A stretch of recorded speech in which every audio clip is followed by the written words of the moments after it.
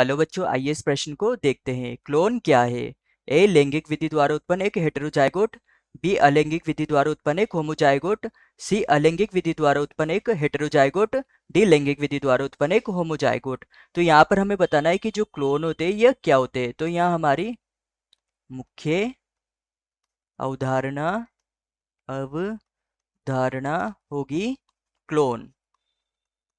Clone, तो यहाँ पर हमें बताना है कि क्लोन क्या है। तो जो क्लोन होते हैं यह इनका निर्माण भी अलैंगिक विधि के द्वारा होता है।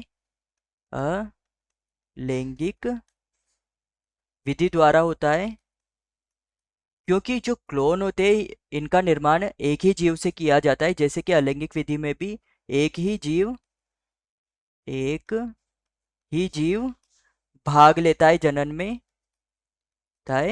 में, तथा इनसे जो जीव उत्पन्न होता है अर्थात इनकी जो संतति होती है, इन संतति का जो आनुवांशिक पदार्थ होता है, आनुवांशिक पदार्थ होता है, यह जनक के समान होता है।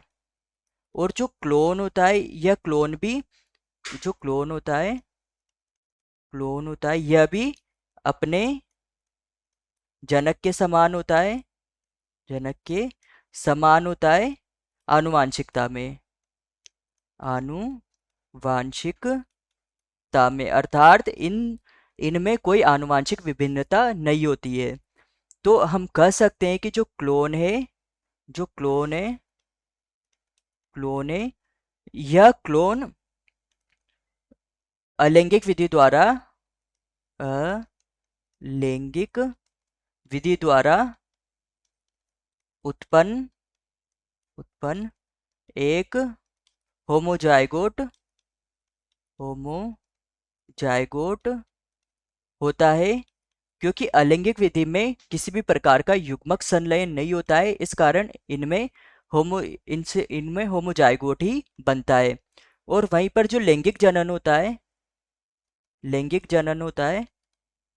इस लैंगिक जनन में दो जनक भाग लेते हैं जनन में, तथा इनके द्वारा युग्मक संलयन होता है तथा हेटेरोजाइगोट का निर्माण होता है। हेटेरोजाइगोट का निर्माण होता है तथा ये आनुवांशिक रूप से भिन्न होते हैं। इनकी संतति आनुवांशिक रूप से भिन्न संतति, इनकी जो संतति होगी, क्योंकि यह दो अलग अलग युग्मकों से मिलकर इनकी संतति उत्पन्न होती है। तो जो इनकी संतति होती है वह आनुवांशिक रूप से भिन्न संतति होती है। तो यहाँ पर प्रश्न ने हमसे पूछा था कि क्लोन क्या है। तो ए था लैंगिक विधि द्वारा उत्पन्न एक हेटेरोजाइगोट। तो यह गलत हो जाएगा, क्योंकि क्लोन अलैंगिक विधि द्वारा उत्पन्न होता है। बी अलैंगिक विधि द्वारा उत्पन्न एक होमोजाइगोट। तो यह सही हो जाएगा, क्योंकि अलैंगिक विधि द्वारा उत्पन्न यह एक होमोजाइगोट ही होता है। तो हमारा उत्तर होगा उत्तर बी। सी हमारे पास अलैंगिक विधि द्वारा उत्पन्न, तो सही है हेटेरोजाइगोट। तो यह हेटेरोजाइगोट नहीं होता है, यह होमोजाइगोट होता है। तो यह गलत हो जाएगा। डी ए लैंगिक विधि द्वारा उत्पन्न एक होमोजाइगोट। तो लैंगिक विधि तथा होमोजाइगोट यहाँ पर दोनों ही गलत है, तो डी भी गलत हो जाएगा। हमारा उत्तर होगा उत्तर बी। तो यहाँ पर हमारा जो प्रमुख सिद्धांत है वह प्रमुख सिद्धांत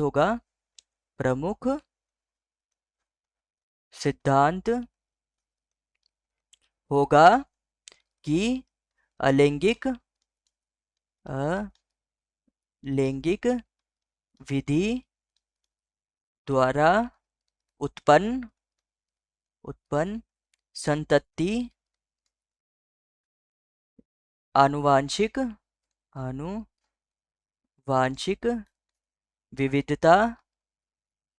विविधता नहीं दर्शाती है, जबकि लैंगिक विधि विकास को प्रेरित करती है, विकास को प्रेरित करती है। तो आशा है कि आप इसे अच्छी तरह समझ गए होंगे। धन्यवाद।